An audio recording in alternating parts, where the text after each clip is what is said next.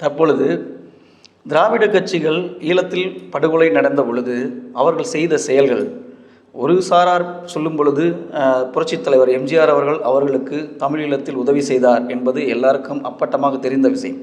ஆனால் அதே நேரத்தில் திராவிட கட்சியின் தலைவரான திரு மு கருணாநிதி அவர்களின் செயல்கள் அதற்கு பாதகமாக அமைந்தது என்று சொல்கிறார்கள். அதை பற்றி கொஞ்சம் சொல்லுங்கள். தமிழ்நாடு என்பது இந்திய பேராண்மையின் ஒரு பகுதி, அதாவது ஒரு மாநிலம். அவர்களுக்கென்று தனிப்பட்ட அதிகாரங்கள் என்பது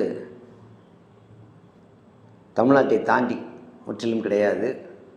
அந்த சூழ்நிலையில் தமிழ் மக்களால் அதுவரை போற்றப்பட்டு கொண்டிருந்த திரு கருணாநிதி அவர்கள் அதுக்கு அப்புறம் அவருடைய தமிழ் பாசம் கேள்விக்குறியாக மாறிவிட்டது. தொடர்ந்து 2 முறை திமுக தோல்வியடைந்ததற்கு அந்த ஒரு நிகழ்வே காரணம். நிச்சயமாக அவர் அன்று தமிழீழத்தை ஆதரித்திருப்பார் என்றால், அதுக்கான செயலை செய்திருப்பார் என்றால், குறைந்தபட்சம் அதாவது தமிழ் ஈழத்தை கட்டமைக்காமல் போகாமல் இருந்தாலும் அந்த இனப்படுகொலை, அதாவது கிட்டத்தட்ட 1,50,000 மேற்பட்ட பிஞ்சு முதல் மிகப்பெரிய தலைவர்கள் வரை கொல்லப்பட்ட அந்த நிகழ்வை தடுத்து நிறுத்தியிருக்க முடியும். அதை ஒன்றை செய்திருக்கலாம். அதற்கு காரணம் அன்று இருந்த காங்கிரஸ் அரசை முற்றிலும் தூக்கி நிறுத்தி இருந்தது மரியாதைக்குரிய திரு கருணாநிதி அவர்கள்தான். ஆனால் அவரை அன்று மொத்த தமிழ்நாடு மட்டுமல்ல, உலக அளவில் உள்ள தமிழர்கள் அத்தனை பேரும் அன்று அவரை ஒரு இறைவனாக, கடவுளாக பார்த்து கொண்டிருந்த நேரத்தில் அவர் இப்படியாப்பட்ட ஒரு நிலையை இழந்து விட்டார்.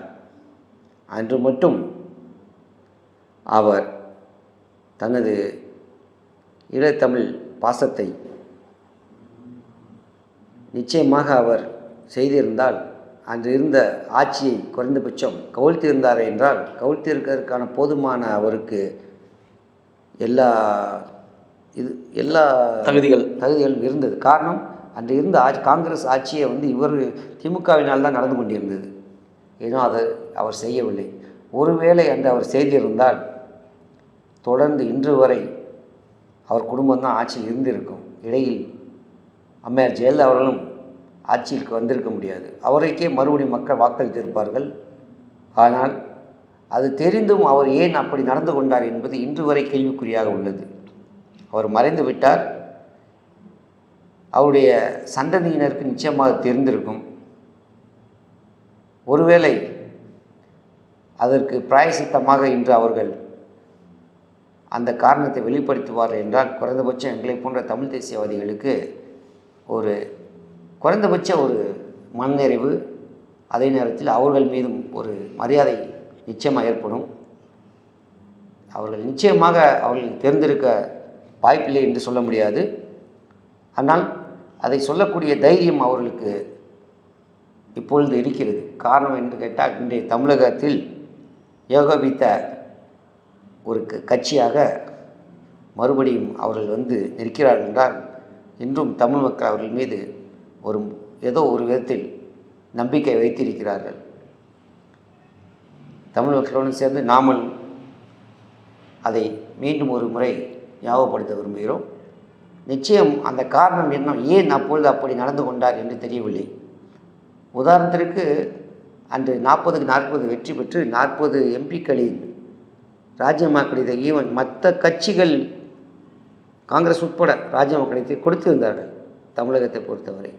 ஆனால் அதை ராஜினாமா பெற்று அது அவர் அந்த இடத்தில் அதை ஏன் அந்த அந்த அது அந்த போதுமான அழுத்தம் தரவில்லை. அழுத்தம் மட்டுமல்ல, அவர் அதை நினைத்திருந்தால் ஆட்சியை கவிழ்த்திருக்க முடியாது. அந்த போரை முடிவுக்கும் கொண்டு வந்திருக்கலாம். போதுமான அவருக்கு மக்கள் அந்த ஏகோபித்த பலத்தை கொடுத்திருந்தார்கள். தவற விட்டு விட்டார்கள். காரணம் என்ன என்பது இதுவரை சொல்லவில்லை. தற்பொழுது சொன்னாலும் அவர்களை மன்னிக்க தயாராக இருக்கிறோம்.